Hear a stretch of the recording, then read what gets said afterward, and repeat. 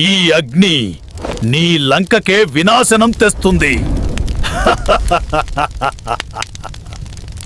నన్నెందుకు సబ్స్క్రైబ్ చేయలేదు? సబ్స్క్రైబ్ చేసి లైక్ కొట్టండి, లేదంటే నేను ఆడను. అగ్ని జ్వాలలతో లంక దహనమై రాక్షసులు భయంతో అరుస్తూ పారిపోయారు.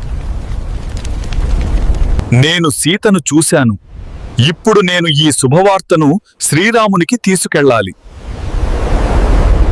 ప్రభూ, నేను సీతమ్మను కనుగొన్నాను. ఆమె మీకోసం ఎదురుచూస్తోంది. హనుమాన్, నువ్వు నా ప్రాణరక్షకుడివి. ప్రభూ, సీతమ్మ అశోకవనంలో బందీగా ఉంది. సీతమ్మ, వేచి ఉండి నీకోసం వస్తున్నాను.